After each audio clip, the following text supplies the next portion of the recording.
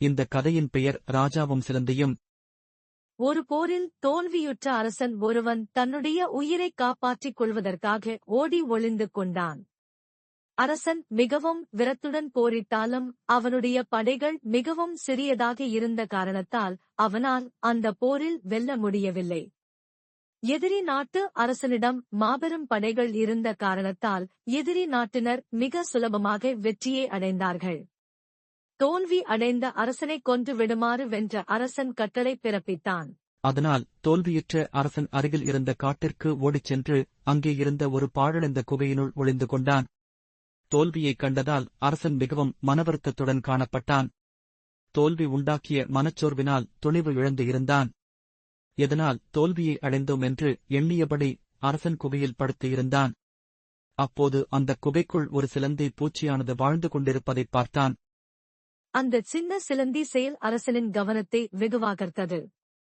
அந்த பாழடைந்த குகையின் ஒரு பகுதியில் அந்த சிறிய சிலந்தியானது ஒரு வலையை பின்னுவதற்கு மிக கடுமையாக முயற்சி செய்து கொண்டு இருந்தது. சிலந்தி சுவரின் மீது ஊர்ந்து செல்லும் போது வலையில் அது பின்னிய நூல் அறுந்து சிலந்தி பூச்சியானது கீழே விழுந்து விட்டது. இவ்வாறு பலமுறை மேலே ஏறுவதும் கீழே விழுவதுமாகவும் நடந்தது. ஆனாலும் அது தன் எடுத்துக்கொண்ட முயற்சியினை இடையில் நிறுத்தாமல் மறுபடியும் முயற்சி செய்து கொண்டே இருந்தது. அந்த சிறிய சிலந்தியானது இறுதியில் வெற்றிகரமாக அதன் வலையை பின்னி முடித்தது. அரசன் அங்கு நடந்தேறிய காட்சிகள் அனைத்தினையும் கூர்ந்து கவனித்தான். இந்த சிறிய சிலந்தியே பலமுறை தோல்வி அடைந்தும் தன் முயற்சியை கைவிடவில்லை.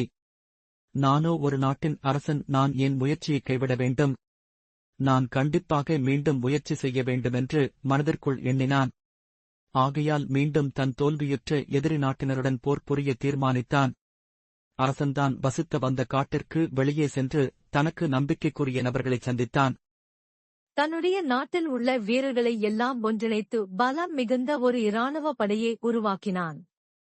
தன் எதிரி நாட்டு வீரர்களுடன் மிக தீவிரமாக போர் புரிந்தான். இறுதியாக அந்த போரில் வெற்றியும் அடைந்தான். அதனால் அந்த அரசன் எதிரி நாட்டிடமிருந்து தன் நாட்டினை மீட்டி எடுத்து மீண்டும் அரசன் ஆனான். போரில் தோல்வியுற்று அந்த பாழடைந்த குகையினுள் படுத்து இருக்கும் அப்போது அவனுக்கு அறிவுரை போதித்த அந்த சிறிய சிலந்தி பூச்சியினை அவன் என்றுமே மறக்கவில்லை. நமக்கு ஏற்படும் தோல்வியை வெற்றியாக மாற்றிக்கொள்ள மனதிற்குள் மிகுந்த தன்னம்பிக்கை எழ வேண்டும். ஒவ்வொரு தோல்வியும் நம்மை செதுக்கும். நம் எதிர்கொள்ளும் தோல்விகளிலிருந்து கற்றுக்கொண்டு செயல்படும் போது வெற்றி நிச்சயம் உண்டு. எத்தனை முறை தோல்வியை அடைந்தாலும் வெற்றி எனும் இலக்கினை அடைந்தே தீருவேன் என்ற மனதைரியத்தோடு செயல்பட்டால் நாம் தோல்வியை தோற்கடிக்க வைக்கலாம்.